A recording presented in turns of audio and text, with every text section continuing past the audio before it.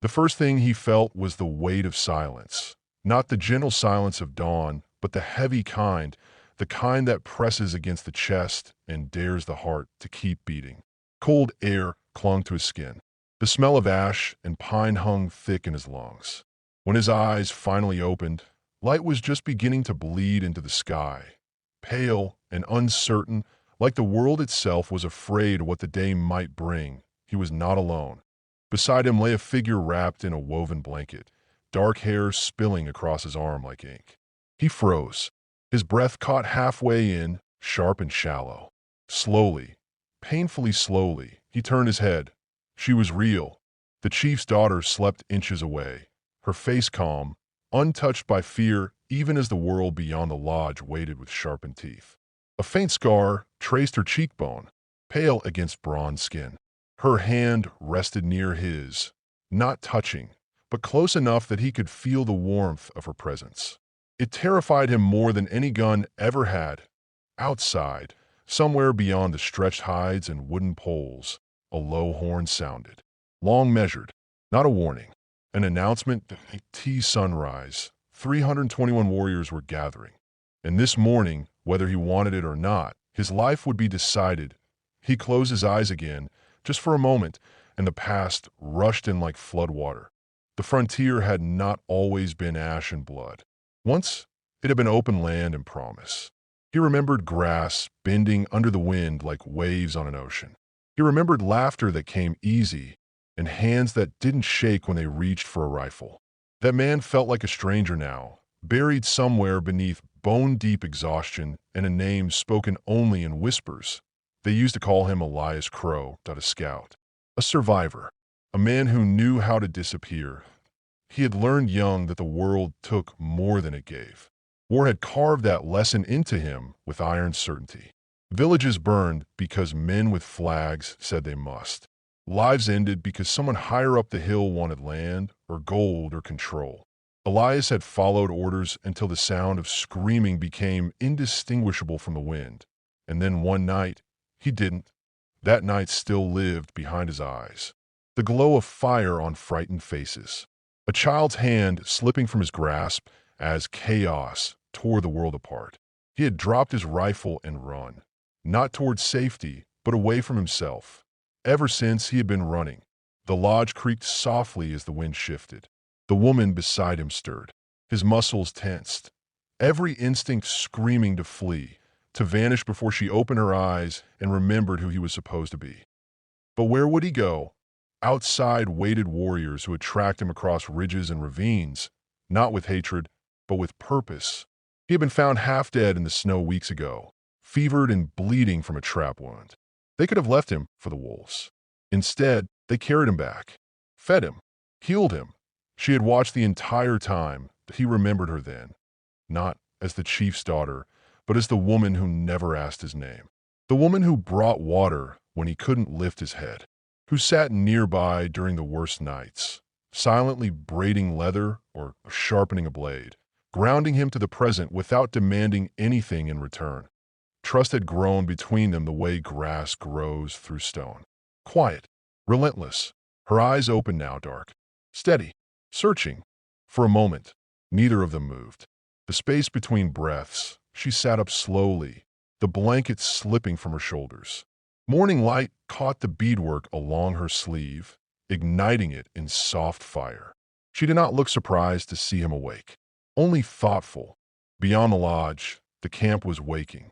Footsteps, the low murmur of voices, the sound of steel being checked and rechecked, not for battle, but for ceremony. The scent of burning sage drifted in. Elias swallowed. His throat felt raw. This was the storm he had sensed for days. Gathering just beyond the horizon, he had learned enough of their ways to understand the weight of what was coming. Being found beside the chief's daughter at dawn was not an accident that could be explained away. It was a declaration, whether spoken or not. Among her people, choices carried consequences that echoed far beyond the individual. She rose to her feet and stepped toward the lodge opening. He followed her movement with his eyes, noticing how steady she was, how grounded. She belonged to this place in a way he never had belonged anywhere. He pushed himself up, pain flaring in his leg where the trap wound had scarred badly. A reminder. He deserved pain. It kept him honest. The lodge flap lifted. Cold morning air rushed in, sharp and clean. Outside, the world was painted in gold and shadow. Warriors stood in lines that curved with the land, feathers and steel catching the newborn sun. 321 of them. He didn't know how he knew the number, only that it pressed against him with undeniable certainty. At the center stood the chief tall, broad-shouldered. His hair was streaked with gray, his face carved by years of hard choices. He did not reach for a weapon. He didn't need to. Authority radiated from him like heat from stone. Elias stepped into the light. Every instinct screamed danger. He felt the old urge to scan exits, to measure distance, to calculate odds. He forced himself to stop. This moment wasn't about survival by flight. It was about standing still. The chief's gaze settled on him. Not hostile, not welcoming, simply absolute. The silence stretched. Elias felt something loosen inside his chest. For years, he had carried guilt like a brand. He had believed running was the only way to live with it. Standing here, exposed and seen, was harder than any battle he'd fought. He thought of the child's hand again, of the faces he couldn't forget, of the nights he'd begged the dark for an ending. And then he thought of her, the woman now standing at his side, her presence steady as the earth beneath his boots. She did not touch him, but her closeness anchored him more than any promise ever had. The sun climbed higher. This was only the beginning. He didn't know yet what the day would demand of him, whether blood, sacrifice, or a choice that would change everything. All he knew was that the wind had shifted and the storm he'd been running from had finally caught up, and for the first time in a very long while, he didn't turn away. The day did not unfold all at once. It crept forward, careful and deliberate, as if the land itself wanted to be certain of every step. By mid-morning, the camp had changed. Where there had been quiet watchfulness, there was now movement shaped by ritual. Fires were rebuilt in precise circles. Banners of dyed cloth were raised, their colors muted by age and smoke, telling stories older than any living memory. The warriors did not crowd him, but he felt their presence everywhere. Eyes that observed without judgment, hands that rested calmly near weapons that had seen real use. Elias stayed close to the edge of the camp, helping where he could, staying silent where he should. No one ordered him to work. No one chased him away. That, more than anything, unsettled him. He had lived too long in a world where men barked commands and measured worth by obedience or fear. Here, he was neither prisoner nor guest. He was something unfinished. The chief's daughter moved through the camp like a quiet current. People stepped aside for her without being asked.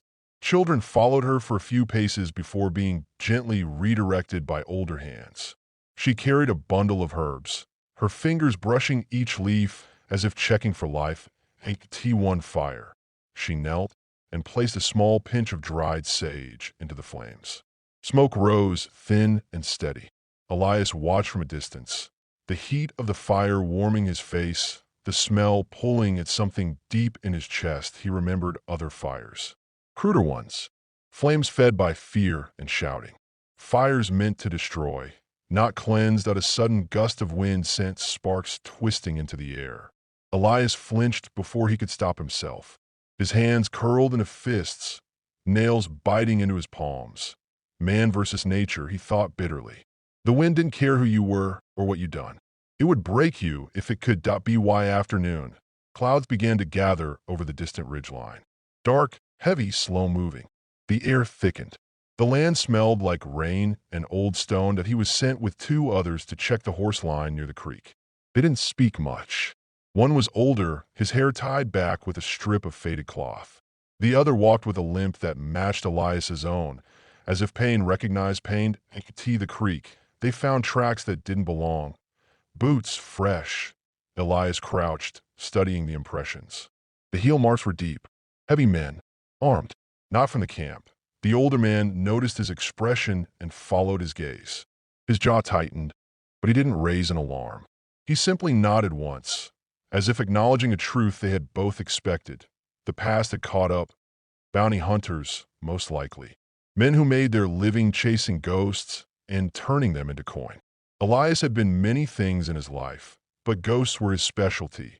Thunder rolled in the distance that on the walk back, Elias's thoughts spiraled inward. Man versus man. He had hoped, foolishly, that this place might exist beyond the reach of his former life, that the violence he carried would stay buried if he stayed quiet enough. But violence had a way of recognizing its own. Back in the camp, the mood shifted subtly. Not panic, readiness.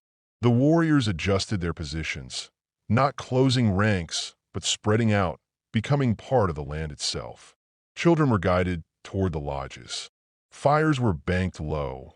The chief stood near the center, his posture unchanged. Elias felt the weight of a choice pressing down on him. He could leave, slip away while the camp prepared, lead the danger elsewhere like he always had. It would be easy, familiar. He found himself standing near the chief's daughter without remembering how he got there. She was kneeling again, this time tying a strip of cloth around a young boy's wrist. The boy watched her with solemn eyes, as if she were anchoring him to something solid. When she stood, her gaze met Elias's for a long moment. Neither of them spoke. Then she turned her head slightly, toward the darkening horizon. She knew. The storm broke sooner than expected. Rain came hard and sudden, drenching the camp in minutes. Thunder cracked overhead, so close it rattled teeth. The creek swelled, water churning brown and fast. Elias moved without thinking when the first shout went up. Not fear, signal. Figures emerged from the tree line, silhouettes against lightning. Armed, desperate. The kind of men who believed the world owed them something and were willing to take it from whoever stood closest. Shots rang out. The sound ripped through Elias like a memory made real. He dropped low, heart hammering, breath coming fast. Mud sprayed as bullets struck earth. Warriors moved in controlled bursts, not rushing, not retreating. They knew this ground. The attackers did not. Man versus man became a brutal, wordless exchange. Elias saw one of the bounty hunters fall into the creek, swept away before he could scream. Another slipped in the mud, weapon clattering uselessly aside. Elias picked up a fallen rifle. The weight felt wrong in his hands and familiar all at once, that he hesitated. This was the moment that defined him. Run or stand? Hide or face what he'd spent years avoiding, that a shout cut through the rain. One of the attackers had broken through, moving toward the lodges. Toward her, Elias didn't think anymore that he moved. The shot rang out, sharp and final. The man dropped, skidding to a stop in the mud. Elias stood over him, chest heaving, rain plastering his hair to his face. The world narrowed to sound and motion and breath. He fired again and again, not in rage, but in grim necessity. When it was over, the rain began to ease, as if the sky itself was exhausted. Silence returned, broken only by the creek and the distant roll of thunder. Elias lowered the rifle. His hands were shaking. He looked up and saw her across the clearing. Wet hair clung to her face. Her eyes searched him, not for blame, not for praise, for truth. That he dropped the rifle into the mud. The past had found him, and for the first time, he had not run. The rain left behind a strange clarity. Clouds broke apart as if pulled by invisible hands, and sunlight spilled down in pale columns that turned wet earth into something almost holy. Steam rose from the ground. The smell of rain-soaked sage and iron lingered in the air, reminding everyone of what had just passed and what still waited ahead. The fallen were gathered quietly. There was no celebration, no shouting. Lives had ended, and that truth demanded respect. Elias helped where he could, his movements slow, deliberate. Every step ached. Every breath reminded him he was still here. He caught sight of the chief standing near the edge of the camp, gazing toward the hills where the attackers had come from.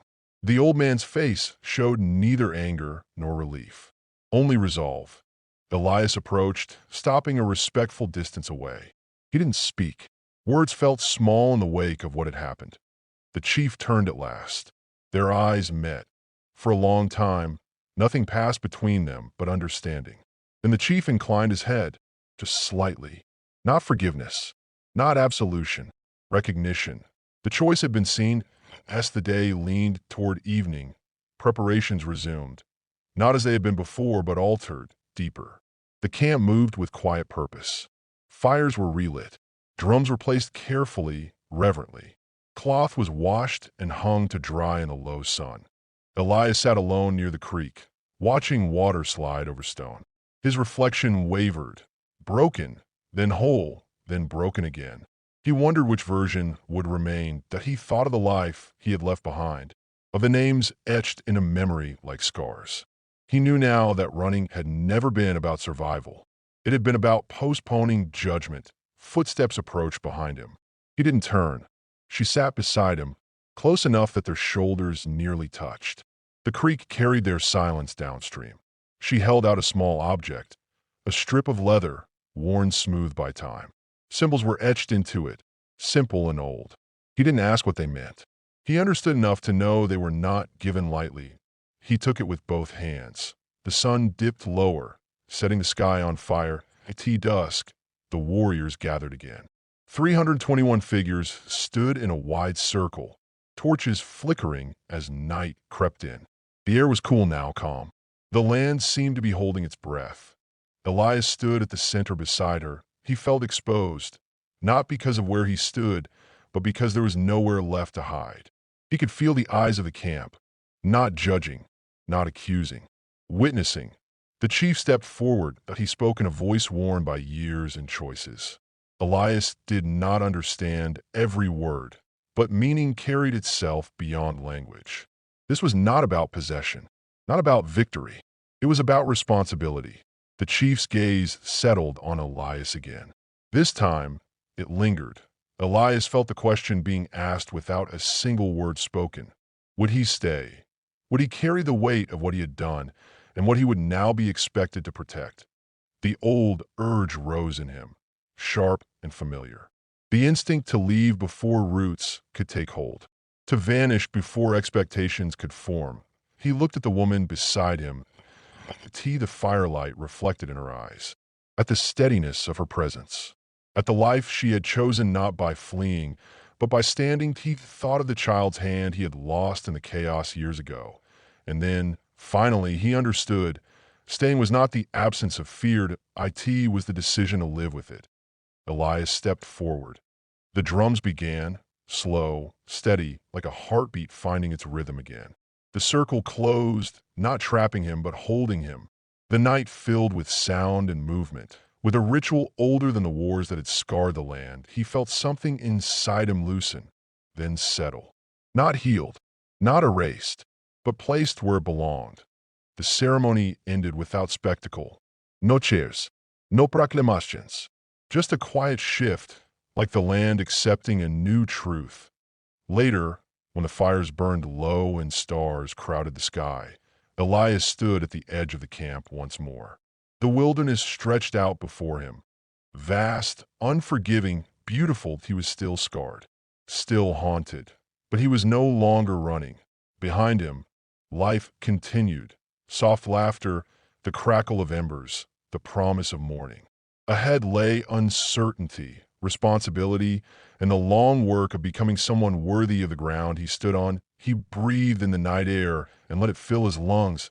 If this story touched you, if you've ever carried a weight no one else could see, leave a comment below. Let your story be heard.